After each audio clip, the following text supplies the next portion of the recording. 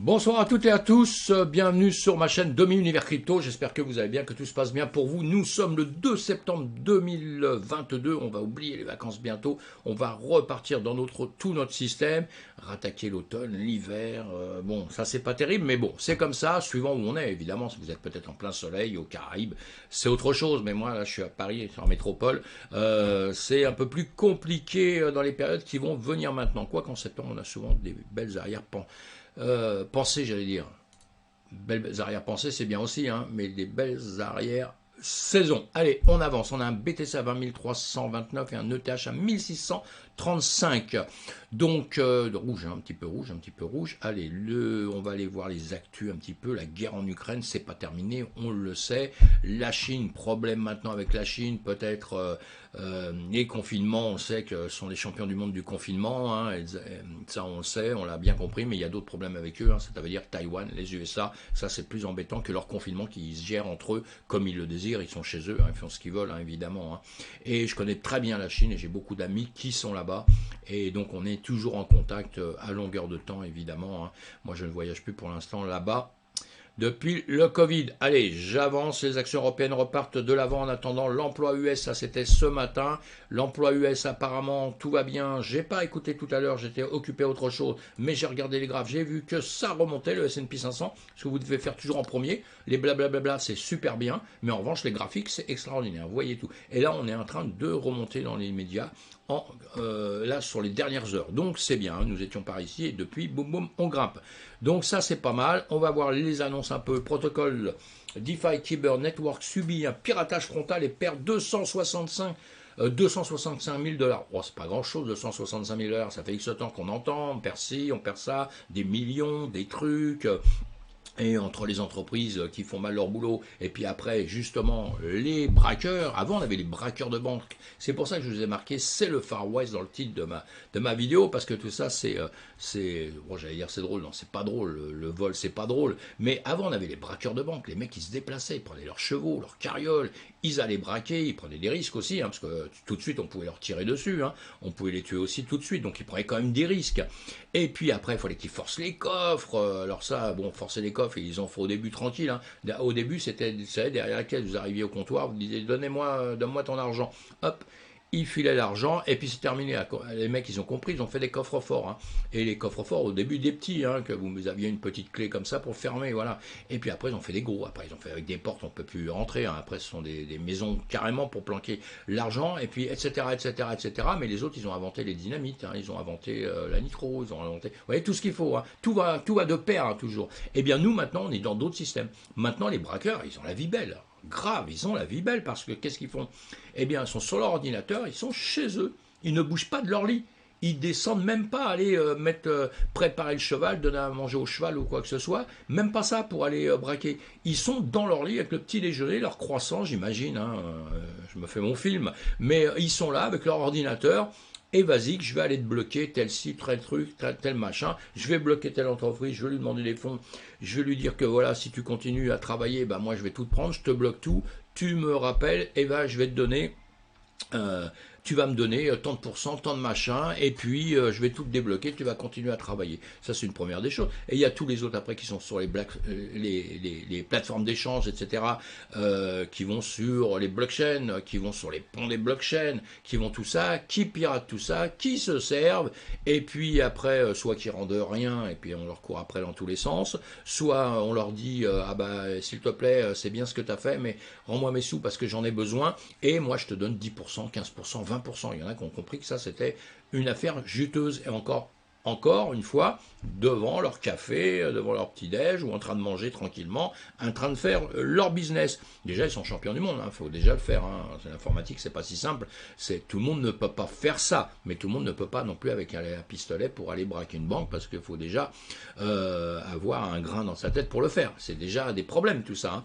Et donc vous voyez que les temps changent. Et nous, c'est vraiment le Far West maintenant, parce que c'est tous les jours qu'il y a un braquage dans notre écosystème. Il y a tous les jours, on voit tous les jours quelque chose. Vous ouvrez, regardez sur Internet, cherchez un peu, vous voyez, hack NFT, alors plus de 100 millions d'euros volés depuis juillet 2021.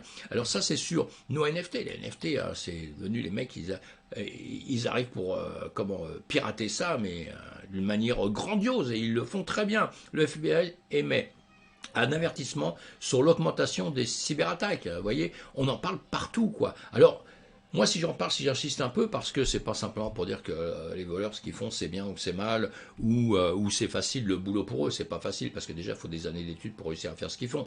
Mais les années d'études, on peut aussi les faire pour faire des choses bien. Mais pour dire qu'on n'est pas encore, évidemment, sécurisé comme il le faut. Mais tout ça, simplement parce qu'on est dans un univers qui démarre. Nous sommes au démarrage de quelque chose. Donc, comme dans le temps, les banques qui démarraient, qui se sont fait braquer stupidement parce qu'ils ne protégeaient pas l'argent, parce qu'ils n'imaginaient même pas qu'il y avait un mec qui pouvait venir avec un pistolet, lui dire tiens, tes lingots d'or, tu me les donnes, plutôt que de les laisser traîner sur la table là. Ils imaginaient même pas, je pense, ça au départ, peut-être. Hein. Eh bien nous, c'est pareil au départ, tout ça fait, on ne pouvait pas imaginer tout le nombre de piratages qu'il y aurait derrière et le nombre de gens qui comprendraient qu'il y a de l'argent à se faire d'une manière cool, dans son lit, dans son bain avec son ordinateur, peut-être pas dans son bain parce que s'il l'a branché sur l'électricité, il va avoir un problème. Et je pense que s'il est malin en informatique, l'électricité, il maîtrise bien. Donc allez, j'exagère, je plaisante un peu dans tout ça, mais nous pour dire, on va développer de plus en plus les entreprises, j'ai confiance dans notre écosystème, on va protéger de plus en plus, parce que ça fait peur à tout le monde. Quand vous dites à quelqu'un, bah tiens, viens, regarde, c'est super, t'as vu, c'est un truc, la crypto, t'achètes de la crypto, tu rentres là, tu fais des stacking, de machin, tu peux gagner du 5%, du 10%, il y a des trucs, tu vas gagner du 100%, du 1000% sur les cryptos, etc. Il y a des gens qui disent partout, voilà, d'un seul coup, moi j'ai gagné ça, je suis milliardaire, je me suis acheté des Porsche, des machins, mais les gens qui vont dessus, ils se disent, bon, ça c'est bien, ça amène un peu des gens, peut-être. Hein, je ne sais pas si c'est les bonnes techniques, mais bon, ça peut amener des gens. Mais en revanche, dès que les gens vont aller chercher sur Internet, qu'est-ce qui tombe? Ils tombent que là-dessus.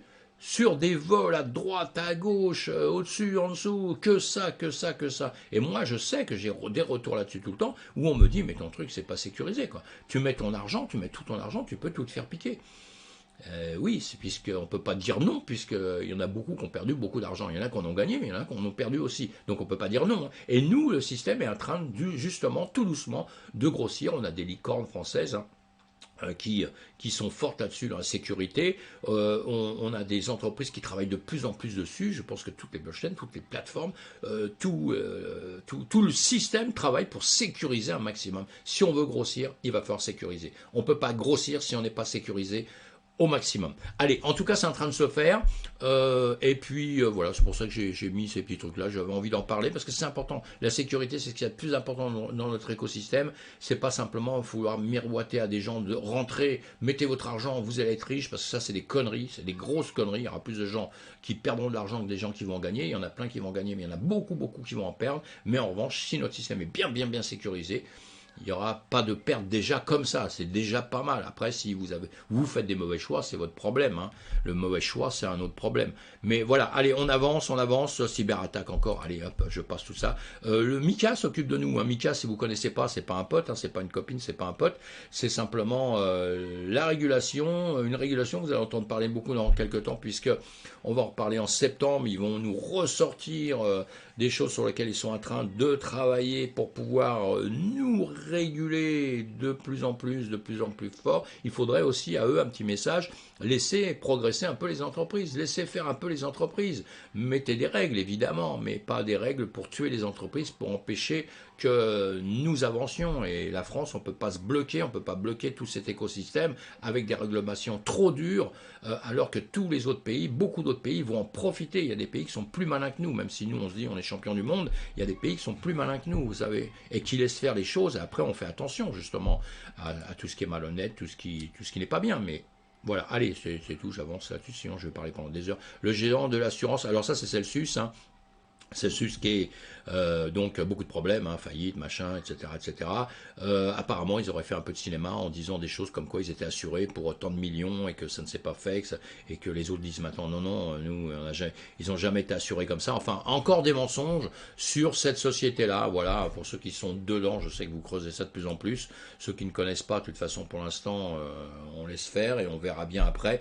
Le résultat dans quelques temps. Facebook, Meta sur les NFT, et évidemment, les NFT, tout le monde est passionné de ça, et Meta, évidemment, qui travaille dessus. Hein. Le métaverse, c'est ce qui les intéresse évidemment énormément, mais bon, ils ont du mal quand même. Hein. Ils ne sont pas quand même encore champions du monde, moi je trouve. Je merge. OpenSea ne prendra plus en charge les forks d'Ethereum. Voilà, une annonce. Ça c'est clair, c'est net.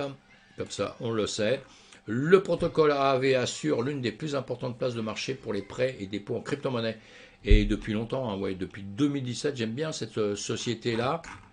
Et ils obtiennent le feu vert européen, justement, pour pouvoir travailler. Hein. La société derrière vient d'obtenir une licence d'établissement de monnaie électronique aux yeux de l'Union européenne, donc ça va leur permettre d'avancer hein, au niveau de l'Union européenne un peu mieux. Si vous ne connaissez pas cette entreprise, vous y allez, je ne fais pas de pub, hein, je ne vends rien là moi, hein, mais vous allez vous informer et vous verrez que c'est une des grosses entreprises dans notre écosystème.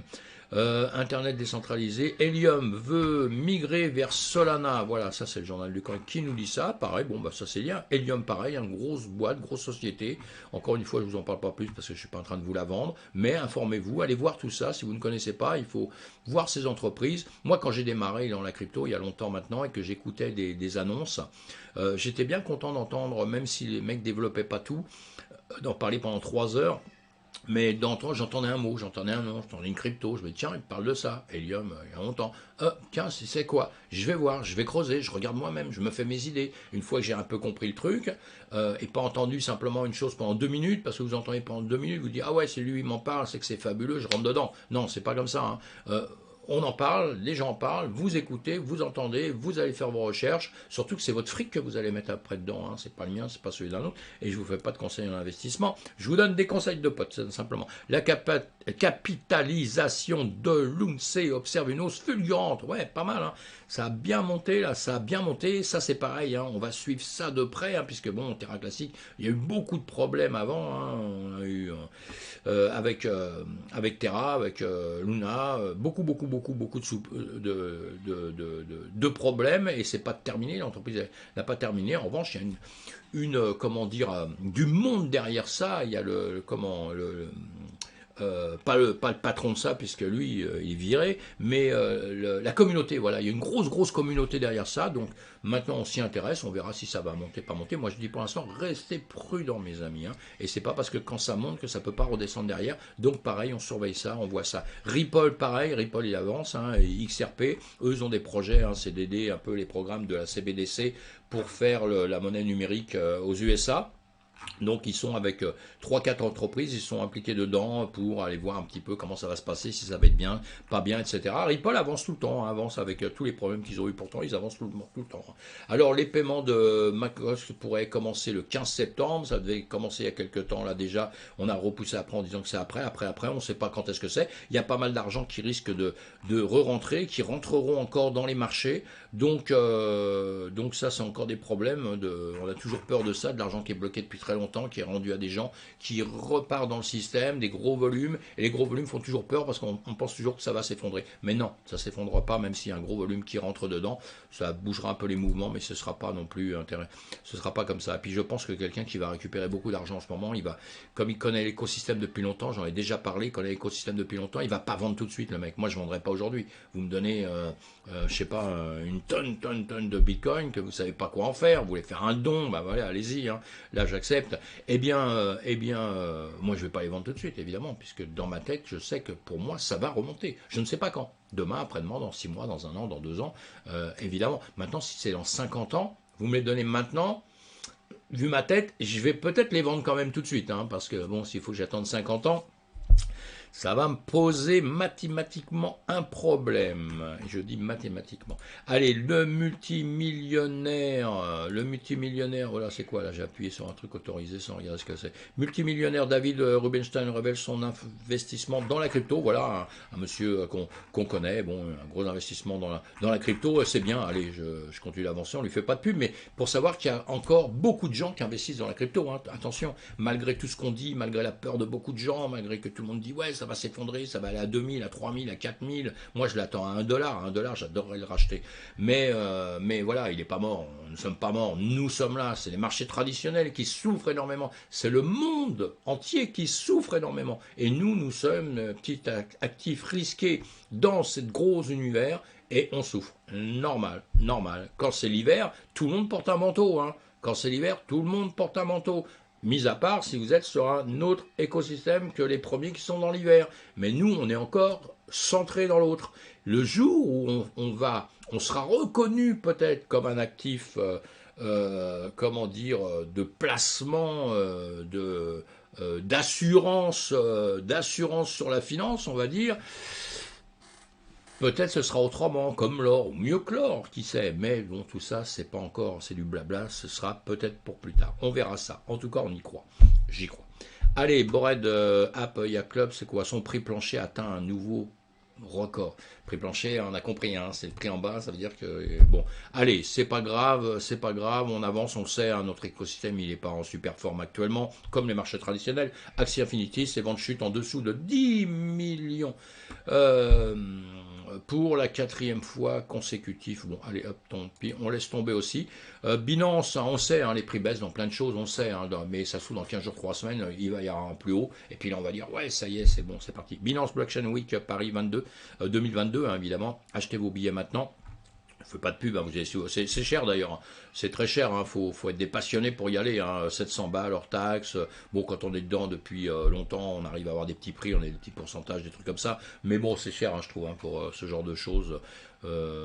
Sincèrement, je pense qu'il déconne un peu, mais bon, aussi c'est pour trier, pour pas avoir trop de monde, etc., etc. Bon, il y a plein de raisons, mais c'est intéressant en revanche, hein, c'est toujours très très intéressant.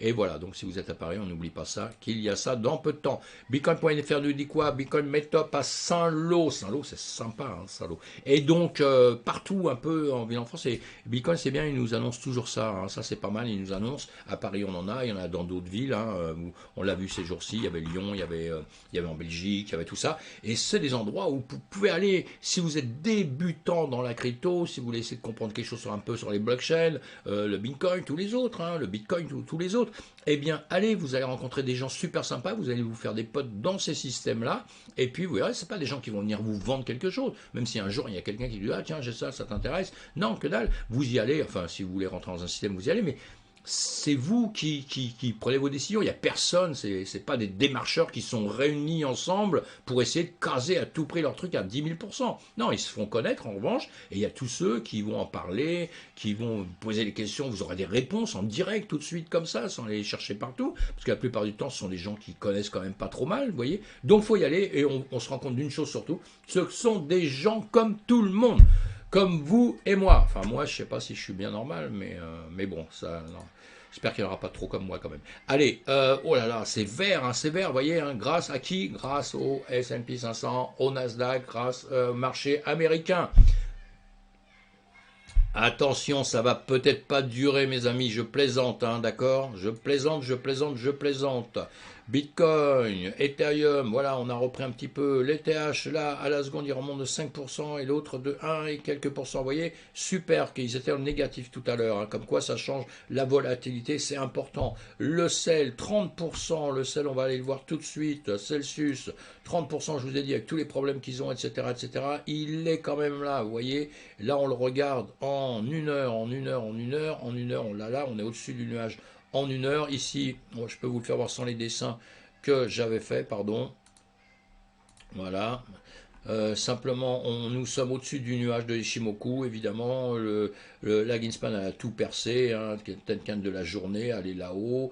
On est sur l'heure, on a cassé on est déjà depuis pas mal de temps, au-dessus de la Kijun en 1 heure, et là on est au-dessus de la Tenkan en 1 heure, avec une bougie rouge là, hein, en 1 heure qui quand même réfléchit un petit peu. On va aller la voir en 15 minutes. En 15 minutes, voilà, elle fait ça.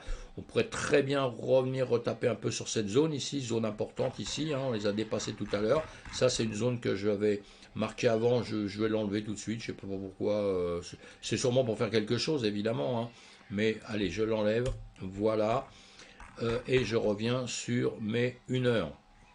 Voilà, je reviens sur mes 1 heure tout de suite.